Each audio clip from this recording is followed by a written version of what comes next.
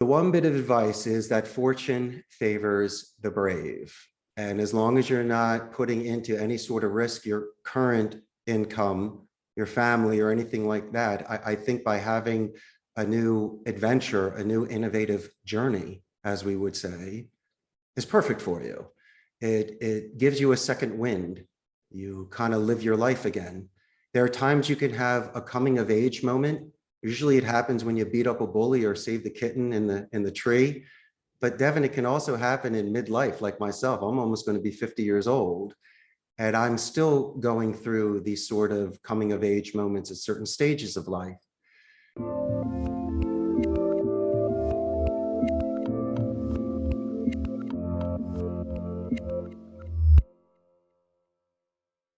Hey everyone, this is Devin Miller here with another episode of The Inventive Journey.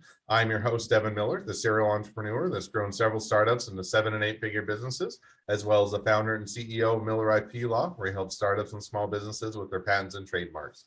If you ever need help with yours, just go to strategymeeting.com, grab some time with us to chat, and we're always here to help. Now, today we've got another great guest on the podcast, Richard Blank. And Richard graduated high school in 91 in Philadelphia, and went on to the University of Arizona and studied in Spanish and communications, focused on public speaking and then went to work for Barton Beers and another business that I can't I don't know. I'm going to slaughter it, so he'll get a fill in the blank. It's a bit there, but then was invited by his friend to go to Costa Rica to help out with a call center. Originally, it was supposed to be for a couple months, turned into a few years there, and then came back, decided to start his own call center, and then has been doing that ever since. And so, with that much as an introduction, welcome on the podcast, Richard. Thank you so much, Evan. It's great to be here. And as you mentioned, each one of us has a journey. Mine just included a couple twists and turns, and here we are today in sunny Costa Rica. Okay, as all good journeys do. So, well, I just took a much longer journey and condensed into the 30-second version. So let's unpack that a bit and tell us how your journey got started graduating in Philadelphia from high school. Absolutely. I'm a very proud alumni of Abington Senior High School in Northeast Philadelphia. I graduated in 1991. I was considered the class partier because I had traveling parents, so I had an open house most weekends that I took full advantage of. But unlike most of my friends, Devin, that were moving on to Ivy League, and they had a plan of either medicine, law, engineering, architecture, or family business, I was focusing more on my favorite class, which was Spanish. And I was fortunate to get a college recommendation from my Spanish teacher and the late principal Norman Schmidt that assisted me into getting into the University of Arizona. And just like yourself, an expert public speaker. And I also decided to study rhetoric so I could have a proper delivery. And everyone needs a special sauce. So I chose micro-expression reading so I can gauge the positive reinforcement with those with whom I'm speaking. And so it enabled me to manage conflict and to be able to engage in a certain strategic way where I can prolong conversations to, I guess, much more favorable conclusion. And we'll get to that a little bit later in the show, but it was more about being a dreamer. Most of my friends were not going to be studying languages in college. And so by trying to compare notes or to go back and forth, no one really knew what to tell me except go, Richard, go.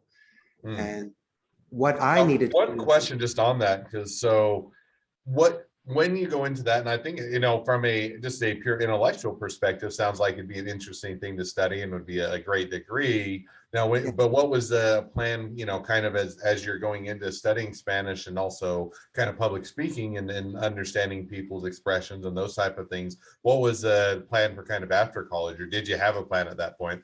Absolutely. So I could get a job and not have my parents grilling me. So I knew that if I was the only one out of my friends that was bilingual, I could translate for a doctor and an attorney. I could be that one person that could pull the James Bond move and be able to communicate in other languages and other areas of the world. So it gave me some sort of flexibility and leverage. It also made me marketable. Two jobs that I had one job during college, just to gain work experience, was I interned for Telemundo. I did that for 2 years, 20 hours a week of promotions and public relations. So I worked it around my school schedule and my party schedule. On the weekends, during the days, I would usually go to some amazing events in Tucson, Arizona. So it built up my public speaking skills in front of thousands of people and their events. And post-grad, I worked for an importer of Corona beer. So by showing that experience in college, I was able to land a job where I could represent the Southwest United States with promotions and public relations with Corona beer and other sort of exotic imports that they sold. And that was amazing. And then when I was 27, a very good friend of mine offered me to come to Costa Rica for just a couple months, just to work with his customer service department and maybe talk about some soft skills. Well, I don't know about you, Devin, but if you can get past your parents' guilt, you can live anywhere in the world. So I took that advantage. And when I was here, I saw this incredible environment of bilingual individuals that were artists on the phone. And it inspired me enough to where I shed a skin that day. And I also gained a new life. I knew where my destiny was. But now, before we get too much into your destiny, we'll definitely get there. But, so you were working in the States, you were working for, Telemundo, and then you worked for the beer company. Beer company. And with you doing that, a friend calls you up and says, hey, do you want to go to Costa Rica and go to a call center? Some people might find that exciting. Other people saying, well, that kind of sounds stupid. I've got a good job and I like in the US. So kind of, were you looking to leave the job and you wanted to do a new adventure? Your friend was really convincing, or, kind of how did you jump from, hey, I'll leave the job that I'm currently doing and move to Costa Rica and work or do a call center? And that's an amazing question. And I guess each person has their own forced march and their own destiny, their own vision quest, as we say. This is what I did know, that when this opportunity crossed my desk, this 1 in a million chance, and it was just for 2 months. So I wasn't really losing I took a vacation, or I was prepared to lose that job and find another. But I knew that by testing these waters at 27 years old, before I had a family, before I had other responsibilities, I had my one last shot at it to taste life just before I get into the grind. And so there was a lot of naysayers and gray believers, which you're bringing up. It wasn't me. It was my environment of the people that said no. But in essence, Devin, they just didn't KNOW enough about where my passion was going or what my potential was. So I took this 1 in a million shot, and I knew what I was getting into. I was being a little selfish. I might have been disappointing some people that had predispositions for me, or they had certain opinions, or they wanted me to go a certain way. But this is what I did know. There's a certain thing in your heart and in your body that moves you in a direction. And I'm a firm believer, if it's with good faith and positive intentions, and if you could live with yourself, then I think your intuition is correct. And is it risk-taking? No, it's life-taking. And a lot of the times at the end, you try to explain the story because it looks so easy. But no, there was a lot of not dark moments, but lonely moments. Whereas the dreamer, you feel like you're alone because you're the only one supporting yourself. So if any opportunity comes, not just moving abroad as an expat, but if you have this situation, weigh the chances and the opportunities. And if your heart says go for it, then I say be a little afraid, but definitely take that first step forward and go for it. So now you take that first step and say, hey, couple months, what's the worst that could happen? If it doesn't work out, so be it, then I'll come back. I can always find another job. Now what was kind of the, that couple months turned, I think you mentioned 4+ years of working with your friend and doing that call center. So kind of what changed from the, the attitude of, hey, I'll go do this kind of as an adventure for a break for a couple months to I'm going to do this for multiple years with your friend, and how did that kind of shift for you? The moment I walked off the plane of August 15th of 2000, my cousin Joe is here. So he was here to greet me anyway and introduced me to some amazing people too. I knew I was home, and I was going to almost do anything I could to stay here. And so not just working with my friend, this was an amazing opportunity. I've been here for 21 years. So I wanted to earn that position. It just wasn't a favor. So I took the 60 days very seriously of showing up on time, setting the example, not just being a good friend of the owner so he gets all the perks. No, not only could I speak their language fluently, which is an excellent first impression, but I was also showing certain sort of work ethics that I was raised with by my parents and grandparents. And I was not just an energy sucker, I was an energy giver because English is my first language.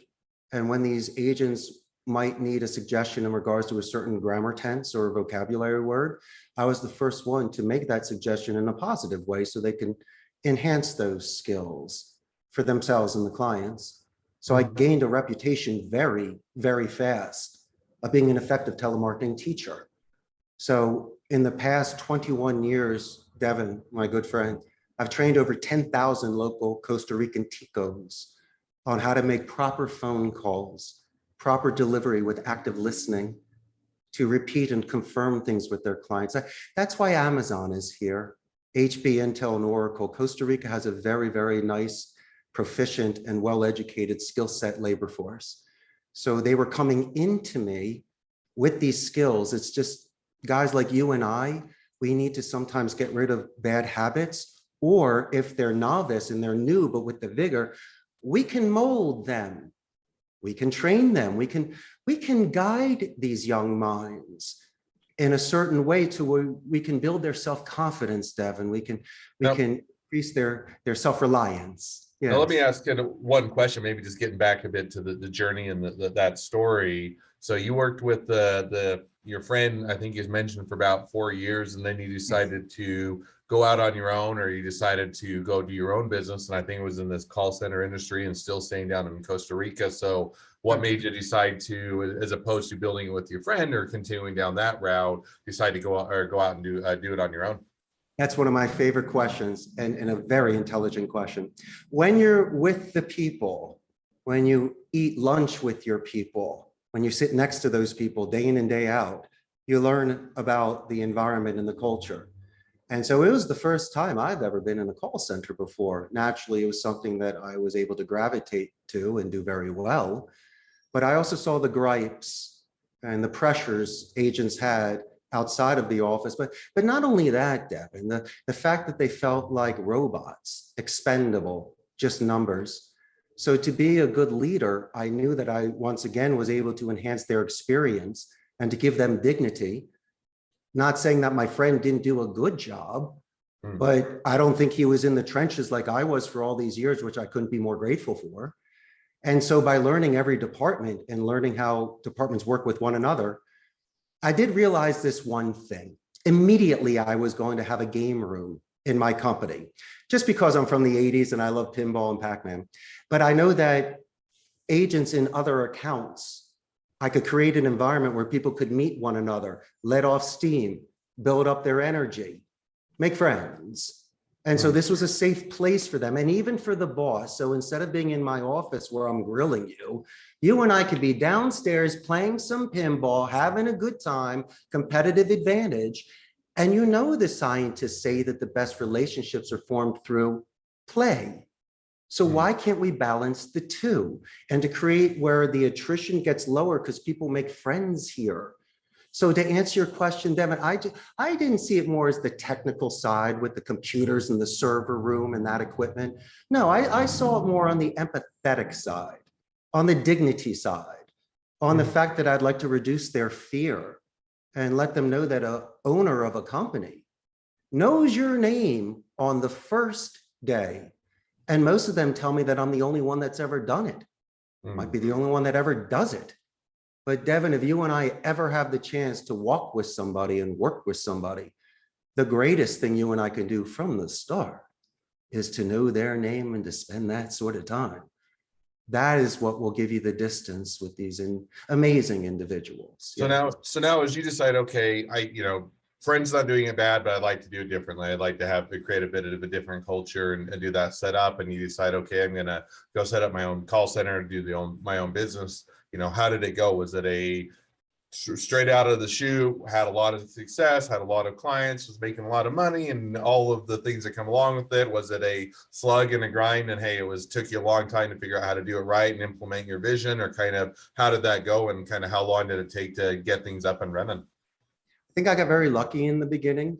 The reason I decided to start my own company is because I wanted to make more money. And I saw that the call center industry could be extremely lucrative if you're good at it. So why don't we take the chance? Starting off, I had to do it very cautiously. So what I did was I was renting a space. There was a blended center, a mixed call center, where you could rent a station, a turnkey station. And it was almost like not an internet cafe. I mean, you could have a section of the call center, but it was pretty open. And so I was paying a couple $100 a month per station.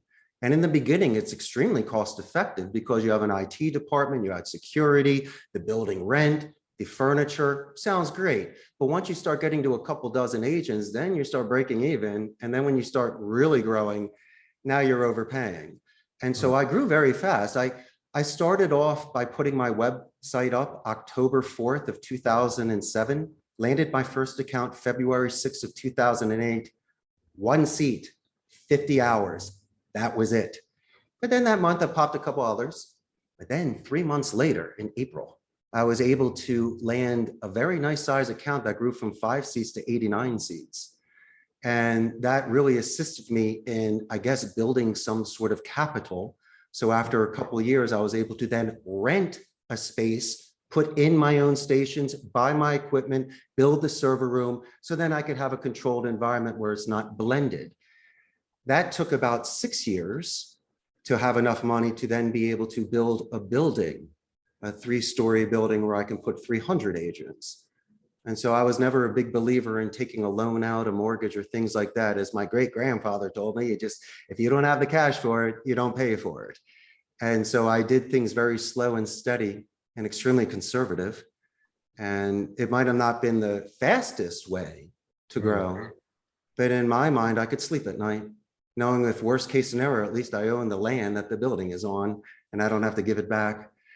But you need to have endurance. And there's going to be a lot of times you're going to get knocked down. I think one of the worst things you could ever do is put all your eggs in one basket. As much as I want to get as much business as I can, I also have to play the odds and see what comes in. But there was a certain time when your buddy here got pretty low on seats because I lost a very large account and I had to build myself back up. So as much as I didn't want to go through that, it also shows true character when someone goes through tough times. I didn't point fingers. I didn't yell at people. I didn't kick puppies. What I was doing was looking in the mirror and just being realistic with myself. But then again, you know what, Devin, regardless of anything, if I had a run that only lasted one day and I just had that one seat for 50 hours and it ended after that, I could have always lived with myself because I created something from nothing. I believed in myself, that made it work. You know, I was just new in the business. But I did know this, when there's no surprises with your clients and you make certain suggestions just because you're an expert and you know what you're talking about, as much as they're a naysayer, you sometimes have to be very clear on their expectations, what's realistic, what we can agree upon, what's time frame oriented. And as long as I can have that sort of base relationship with a client, we can have a very, very nice time together. So now you've been doing the call center since you started out for how long? I've been in the industry 21 years, have my own center for 14 years. So now we kind of heard the beginning. Now catch us up. So over that 14 years, as you've been building your call center, you've had, those ups and downs where, as you mentioned, you get the clients and it's great. And you have the big account and you also sometimes lose those clients and you lose the account and you have to adjust and you have to let people go or things slow down or you have to figure out how to make that up. Kind of over that 14 years, catch us up to how it's gone and where things at today. Well, COVID definitely made a huge difference. There's two things that I saw. A lot of the times the people relied on a call center because of our internet redundancy, backup generators, and on-site IT support. So now most of the people are working from home, which is fine because if they have a certain work environment, they save time, money, more time with their family. Their metrics are great. They're in better moods. The only thing we miss is that camaraderie when people are together. So that was the sort of environment we had. And I believe we lost a little bit of our essence there. It's more of a print instead of a painting, because when you have a floor of hundreds of people that are high-fiving, you feed off of that energy. So that's just one thing I've noticed as a difference.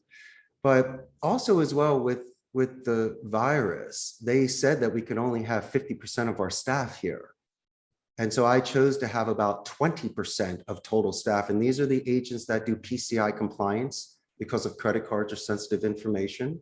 Hmm. These are also onboarding brand new agents just because I want them to learn our culture and we can guide them before sending them home. And sometimes, Devin, is for people that have an emergency with their equipment at home and they just can be here in a half an hour and on a turnkey station. So until they expand it to 100%, which we probably will never go back to anyway, because people want to work from home, we want to make sure that there's that flexibility for the agent and for the client. So those are the sort of things we're dealing with. Attrition is big.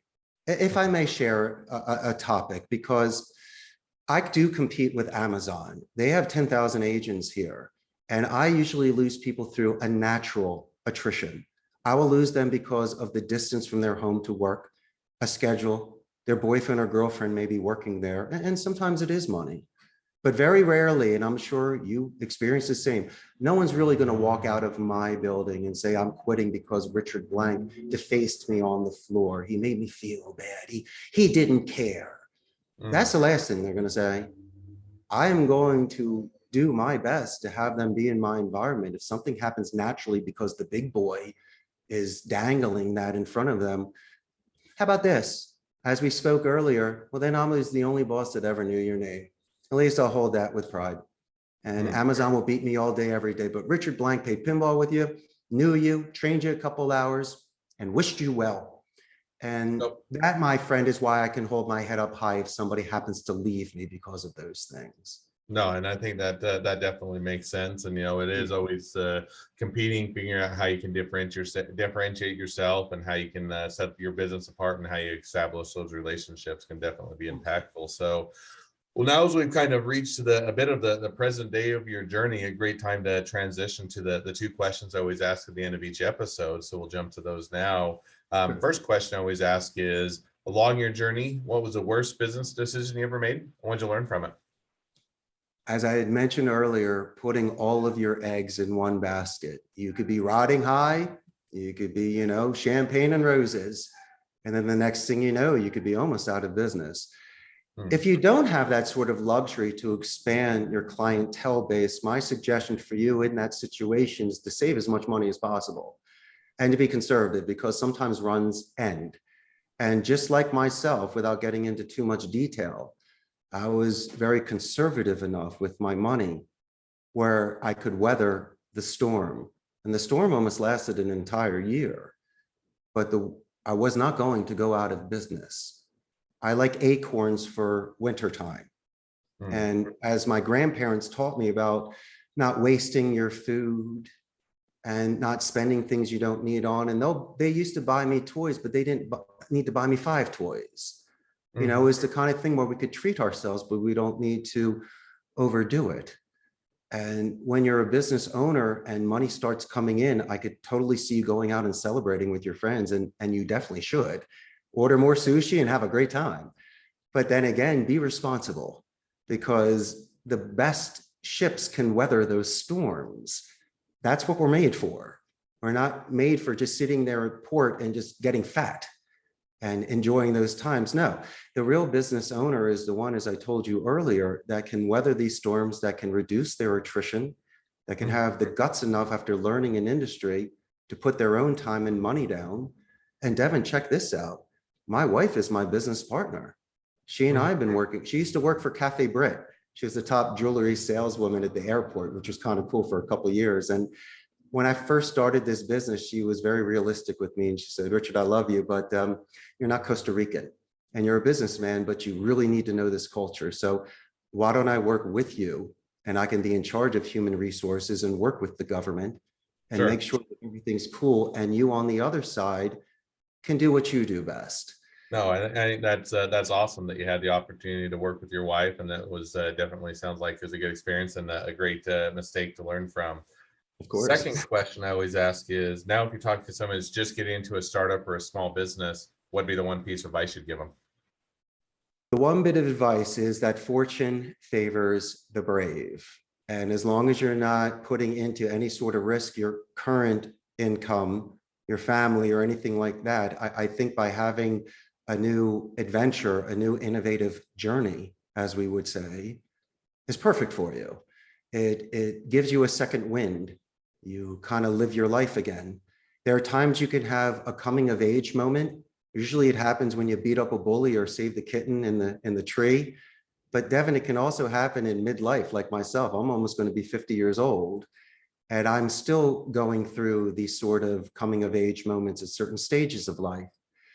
I did it later in life, if I may say. I started my business at 35, so I could have done it earlier, but there's also something about impulse control and maturity.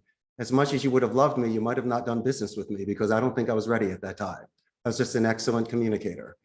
And being Fair enough. 35 and wanting to make that money and knowing that it's time, then I realized it was that stage to stop playing games and to work sometimes 80 hours so you don't need to work 40. Awesome. No, and And I think that, and I maybe just to jump in, because I think that, circling back to the one piece of advice, I think that's definitely a great takeaway, and something that as people are getting started definitely makes sense. So, well, as we start to wrap towards the end of the episode, if people want to reach out to you, they want to be a customer, they want to be a client, they want to be an employee, they want to be an investor, they want to be your next best friend, any or all of the above, what's the best way to reach out to you, contact you, find out more? my first suggestion is to buy a first class ticket and fly down here so you can come visit me. But until that time, you can contact me at 888-271-6750. I'd be more than happy to go over a script with you for free just to see what you guys are doing. You could also send me an email, ceo@costaricascallcenter.com. And if you're on Facebook, visit our Facebook page. You could get a real good pulse on the call center industry in Costa Rica and the kind of fun stuff people are doing after work. And I couldn't thank you enough, Devin, for your time. I really had a wonderful journey today with you and your audience, and I couldn't be more appreciative. Okay, well, thank you for coming on. It's been a pleasure. Now, for all of you that are listeners, if you have your own journey to tell and you'd like to be a guest on the podcast, we'd love to have you. So just go to inventiveguest.com, apply to be on the show. Couple more things as listeners, make sure to click share, subscribe, leave us a review, because we want to make sure that everyone finds out about all these awesome journeys. And last but not least, if you ever need help with your patents, your trademarks, or anything else with your startup or your small business, just go to strategymeeting.com, grab some time with us to chat, and we're always here to help. Thank you again, Richard, and what's the next leg of your journey? Even better than the last. Thank you so much. Bye-bye now.